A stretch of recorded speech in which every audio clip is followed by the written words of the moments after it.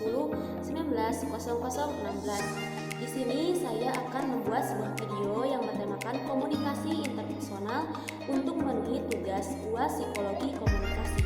Oke, langsung simak videonya ya. Oke, di video kali ini saya akan menjelaskan mengenai sistem komunikasi interpersonal. Pengertian komunikasi interpersonal. Komunikasi interpersonal adalah komunikasi yang membutuhkan pelaku atau personal lebih dari satu orang. Komunikasi interpersonal menuntut berkomunikasi dengan orang lain. Komunikasi jenis ini dibagi lagi menjadi komunikasi diadik, komunikasi publik, dan komunikasi kelompok kecil. Komunikasi interpersonal juga berlaku secara kontekstual bergantung kepada keadaan, budaya, dan juga konteks psikologikal. Cara dan bentuk interaksi antara individu akan tercorak mengikuti keadaan-keadaan ini. Sistem komunikasi interpersonal. Menurut Jalaluddin Rahmat, lewat bukunya yang berjudul Psikologi Komunikasi, beliau menjelaskan tentang sistem dalam komunikasi interpersonal seperti yang pertama, persepsi interpersonal, yang kedua, konsep diri, yang ketiga, atraksi interpersonal, dan yang keempat, hubungan interpersonal. Faktor personal pada persepsi interpersonal, yaitu pengalaman, motivasi, kepribadian. Dikenal istilah proyeksi, yaitu mengeksternalisasikan pengalaman subjektif secara tidak sadar. Persepsi interpersonal selain mempengaruhi komunikasi interpersonal juga mempengaruhi pada hubungan interpersonal. Proses pembentukan kesan. Yang pertama, stereotyping, yaitu pengalaman-pengalaman baru akan dimasukkan pada laci kategori yang ada dalam memori kita berdasarkan kesamaannya dengan pengalaman masa lalu. Yang kedua, implicit personality theory, yaitu teori yang dipergunakan untuk membentuk kesan tentang orang lain. Teori ini tidak pernah dinyatakan, namun dalam kehidupan sehari-hari kita menggunakannya dan berperan sebagai psikologi amatiran. Selanjutnya yaitu atribusi. Atribusi yaitu proses menyimpulkan motif, maksud, dan karakteristik orang lain dengan melihat pada perilakunya yang tampak. Atribusi terbagi menjadi dua, yaitu yang pertama, atribusi kausalitas, baik kausalitas internal maupun eksternal. Yang kedua yaitu atribusi kejujuran. Kausalitas internal maupun eksternal memperhatikan, yaitu yang pertama, konsensus, yaitu apakah orang lain bertindak sama seperti penanggap. Yang kedua yaitu konsistensi, yaitu apakah penanggap bertindak sama pada situasi lain. Yang ketiga, kekhasan, apakah orang bertindak sama pada situasi lain atau hanya pada situasi ini saja. Yang keempat, apabila ketiga hal tersebut di atas tinggi, maka seseorang melakukan atribusi kausalitas eksternal. Proses pengelolaan kesan. Usaha individu untuk menampilkan petunjuk-petunjuk tertentu untuk menimbulkan kesan tertentu pada diri penanggap. Menurut Goffman, disebut dengan impression management. Perlengkapan untuk menampilkan diri disebut dengan front. Front terdiri dari yang pertama yaitu setting, yaitu rangkaian peralatan ruangan dan benda yang digunakan. Yang kedua yaitu penampilan, yaitu menggunakan petunjuk artifaktual. Yang ketiga yaitu gaya bertingkah laku, yaitu cara berjalan, duduk, berbicara, memandang, dan lain-lain. Yang keempat yaitu pengaruh persepsi interpersonal terhadap komunikasi interpersonal, yaitu bila orang berperilaku sesuai dengan persepsi orang lain terhadap dirinya, terjadilah apa yang disebut dengan self-fulfilling prophecy atau yang dipenuhi sendiri. Sistem komunikasi interpersonal yang kedua yaitu konsep diri atau yang biasa disebut dengan segala keyakinan.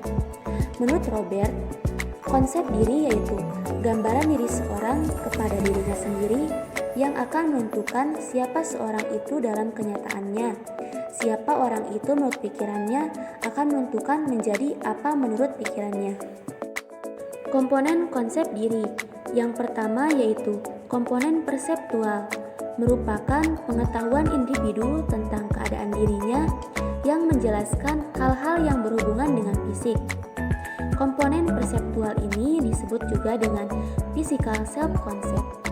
Yang kedua yaitu komponen konseptual, merupakan pengetahuan seorang yang berhubungan dengan sifat-sifat, latar belakang, dan masa depannya. Yang termasuk ke dalam komponen konseptual ini yaitu kejujuran, percaya diri, kemandirian. Komponen konseptual ini disebut dengan psychological self-concept. Yang ketiga yaitu komponen attitudinal, yaitu sikap-sikap seseorang mengenai dirinya terhadap status, masa depan, kebanggaan, rasa malu, harga diri. Komponen attitudinal ini disebut dengan attitude self-concept. Dari komponen tersebut akan melahirkan konsep diri positif dan konsep diri negatif. Konsep diri positif. Individu akan mengembangkan sifat percaya diri, harga diri, memiliki kemampuan diri, dapat menyesuaikan diri. Ciri-cirinya yaitu merasa yakin akan kemampuan mengatasi masalah, merasa setara dengan orang lain, menerima pujian atau penghargaan orang lain tanpa merasa malu, menyadari bahwa setiap individu mempunyai perasaan, keinginan, dan perilaku yang tidak seluruhnya disetujui masyarakat, merasa mampu memperbaiki diri sendiri dan mau mengungkapkan aspek-aspek kepribadian yang tidak disenangi dan berusaha untuk mengubahnya. Komponen diri negatif. Individu akan mengembangkan sifat-sifat tidak mampu, rendah diri, menyebabkan penyesuaian diri kurang baik. Ciri-cirinya yaitu peka terhadap kritikan orang lain dan mudah marah, responsif sekali terhadap pujian, walaupun seolah-olah menghindari pujian, namun antusiasnya nampak pada saat pujian dilontarkan. Tidak bisa menerima dan menghargai kelebihan orang lain, cenderung merasa tidak disenangi dan menganggap orang lain sebagai saingan. Pesimis terhadap kompetisi, ia enggan untuk bersaing dengan orang lain karena tidak berharga dan persaingan dianggapnya hanya merugikan. Pembentukan konsep diri. Konsep diri bukan merupakan bawaan sejak lahir, terbentuk dan berkembang dari pengalaman hidupnya sejak kecil, baik dalam keluarga, teman sebaya, sekolah, masyarakat, dan tempat kerja. Merupakan hasil belajar atau latihan, mengalami perubahan dan perkembangan. Sistem komunikasi interpersonal yang ketiga yaitu atraksi interpersonal. Makin tertarik kita kepada seorang, makin besar kecenderungan kita berkomunikasi dengan orang tersebut. Ketertarikan itulah yang disebut dengan atraksi interpersonal. Atraksi interpersonal adalah kesukaan pada orang lain, sikap positif, dan daya tarik seseorang. Rasa suka pada seseorang umumnya membuat orang lain itu menjadi signifikan atau berarti bagi kita. Sistem komunikasi interpersonal yang keempat yaitu hubungan interpersonal. Abraham Maslow menyatakan bahwa semua manusia mempunyai kebutuhan-kebutuhan dasar tertentu yang dapat disusun. Tujuan manusia berkomunikasi untuk memenuhi berbagai kebutuhan interpersonalnya. Kebutuhan interpersonal. Yang pertama yaitu kebutuhan fisiologi. Tingkatan paling dasar di mana manusia butuh untuk bertahan hidup dan keterampilan berkomunikasi membantu manusia untuk memenuhinya. Contohnya yaitu ketika bayi menangis memberitahu orang lain kalau dia merasa lapar, terluka, atau sakit. Jika orang lain tidak merespon kebutuhan ini, maka bayi akan tersiksa dan malah makin menangis. Yang kedua yaitu kebutuhan rasa aman. Contohnya yang pertama, jika atap rumah bocor, kita akan menghubungi tukang untuk memperbaiki sehingga mendapatkan tempat tinggal yang nyaman. Contoh yang kedua yaitu jika ada preman atau begal yang dapat mengancam keselamatan kita harus menghubungi penegak hukum agar mendapat suatu perlindungan. Yang ketiga yaitu kebutuhan untuk memiliki dan bersosialisasi. Kita membutuhkan orang lain untuk menikmati kehidupan yang nyaman. Kita ingin bersama, diterima, diakui oleh orang lain, begitu juga yang kita lakukan kepada orang lain. Cara memenuhi kebutuhan, berbicara, mendengar, merespon apa yang dikatakan oleh orang lain, berbagi ide dan perasaan, bekerja sama secara profesional. Yang keempat yaitu kebutuhan untuk mendapatkan harga diri, melibatkan penghargaan terhadap nilai pribadi yang kita anut dan mampu menghormati nilai yang diyakini oleh orang lain. Dengan berkomunikasi, kita memperoleh pengetahuan pertama tentang konsep diri melalui respon dari komunikasi orang lain. Dari persepsi yang disampaikan oleh orang lain, kita dapat membentuk gambaran tentang konsep diri. Yang kelima yaitu kebutuhan aktualisasi diri, sebagai pengembangan diri yang seutuhnya dengan menggunakan keunikan bakat, potensi, dan kemampuan manusia. Kita perlu memilih kemampuan potensial yang telah dikembangkan sebelumnya, ataupun menggali bakat baru yang belum muncul. Kita perlu mencoba hal baru yang belum pernah kita lakukan. Melalui teman, keluarga, rekan kerja, guru, dapat menjadi orang yang membantu melihat potensi yang selama ini tidak kita sadari. Proses aktualisasi diri dapat berupa pengajaran ataupun inspirasi dari orang lain.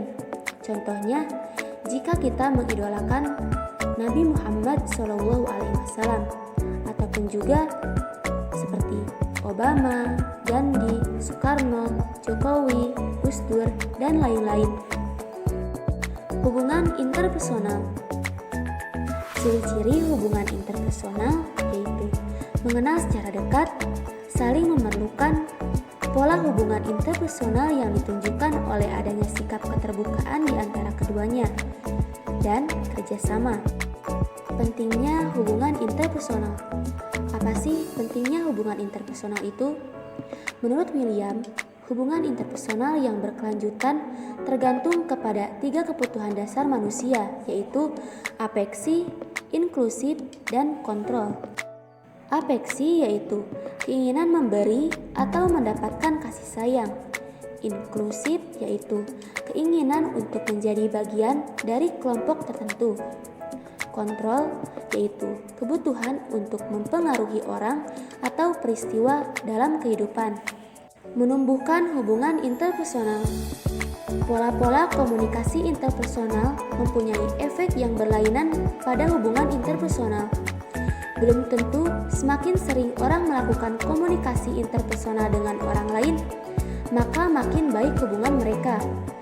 Yang menjadi masalah bukan berapa kali komunikasi dilakukan, tetapi bagaimana komunikasi dilakukan dengan percaya, sikap suportif, dan sikap terbuka.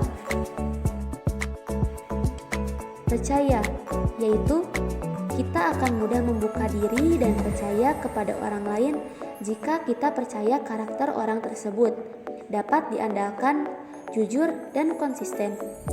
Sikap terbuka yaitu transparan, tidak ada yang ditutup-tutupi. Sikap suportif yaitu menahan atau mengurangi sikap mempertahankan kemauan diri. Misalnya, evaluasi dan deskripsi. Kita tidak perlu memberikan kecaman atas kelemahan dan kekurangan. Selanjutnya, orientasi masalah, yaitu mengkomunikasikan keinginan untuk kerjasama, mencari pemecahan masalah, mengajak orang lain menetapkan tujuan dan cara mencapai tujuan. Yang selanjutnya yaitu spontanitas, yaitu sikap jujur dan tidak pendendam. Hubungan interpersonal. Sebuah komunikasi dikatakan efektif apabila ditandai dengan adanya hubungan interpersonal yang baik. Ketika kita berkomunikasi, kita bukan sekedar menyampaikan isi pesan, tetapi kita juga menentukan kadar hubungan interpersonal. Karena Hubungan interpersonal merupakan interaksi timbal balik antara dua orang atau lebih dalam berkomunikasi. Ketika kita berkomunikasi, kita tidak hanya menentukan isi atau konten, tetapi juga menentukan sebuah hubungan. Hubungan interpersonal menurut perspektif psikologi komunikasi. Yang pertama yaitu, makin baik hubungan interpersonal, makin terbuka orang untuk mengungkapkan dirinya. Yang kedua yaitu, makin cermat persepsinya tentang orang lain dan persepsi dirinya, makin efektif komunikasi yang berlangsung. Perkembangan hubungan interpersonal menurut Jaludin Rahmat. Yang pertama yaitu pembentukan hubungan, yaitu disebut sebagai tahap perkenalan. Pada tahap ini adalah proses penyampaian dan penerimaan informasi dalam pembentukan hubungan. Informasi yang diperoleh tidak selalu melalui komunikasi verbal, tetapi bisa melalui komunikasi non-verbal. Yang kedua yaitu peneguhan hubungan, yaitu hubungan interpersonal tidak bersifat statis, tetapi selalu berubah. Untuk memelihara atau memperteguh hubungan interpersonal, diperlukan tindakan untuk mengembalikan keseimbangan dengan cara keakraban, kontrol, respon yang baik, dan nada emosional yang tepat. Yang ketiga yaitu pemutusan hubungan. Suatu hubungan interpersonal yang paling harmonis sekalipun dapat mengalami pemutusan hubungan karena permusuhan ataupun konflik masalah yang tidak terselesaikan. Konflik among humans atau 5 sumber konflik yang dapat menyebabkan pemutusan hubungan, yaitu kompetisi, di mana salah satu pihak berusaha memperoleh sesuatu dengan mengorbankan orang lain. Misalnya, menunjukkan kelebihan dalam bidang tertentu dengan merendahkan orang lain. Dominasi, di mana salah satu pihak berusaha mengendalikan pihak lain sehingga orang tersebut merasakan hak-haknya dilanggar. Kegagalan, di mana masing-masing berusaha menyalahkan yang lain apabila tujuan bersama tidak tercapai. Provokasi, di mana salah satu pihak terus-menerus berbuat sesuatu yang ia ketahui menyinggung perasaan yang lain. Perbedaan nilai, di mana kedua pihak tidak sepakat tentang nilai-nilai yang mereka anut. Siklus hubungan interpersonal. Siklus artinya proses sinambung dari satu tahap ke tahap berikutnya. Hubungan interpersonal merupakan sebuah siklus dari perkenalan menuju kebersamaan, menuju perpisahan, dan kemungkinan kembali menuju kebersamaan. Pada setiap tahap dalam suatu hubungan, komunikasi memainkan peran yang besar. Hakikat dalam hubungan interpersonal. Yang pertama yaitu, hubungan interpersonal adalah suatu action oriented. Yang kedua yaitu, hubungan interpersonal dilandasi adanya tujuan atau orientasi tertentu. Yang ketiga yaitu, suatu kegiatan untuk mengembangkan hasil yang lebih produktif dan memuaskan, membina hubungan antar manusia yang lebih harmonis. Faktor yang memicu penurunan kadar hubungan interpersonal. Yang pertama yaitu, kompetisi yang tidak sehat, yaitu jika salah satu pihak berusaha memperoleh sesuatu keuntungan dengan mengorbankan orang lain. Yang kedua yaitu dominasi, di mana salah satu pihak berusaha mengendalikan pihak lain. Sekian penjelasan mengenai sistem komunikasi interpersonal. Mohon maaf bila ada kesalahan. Wassalamualaikum warahmatullahi wabarakatuh.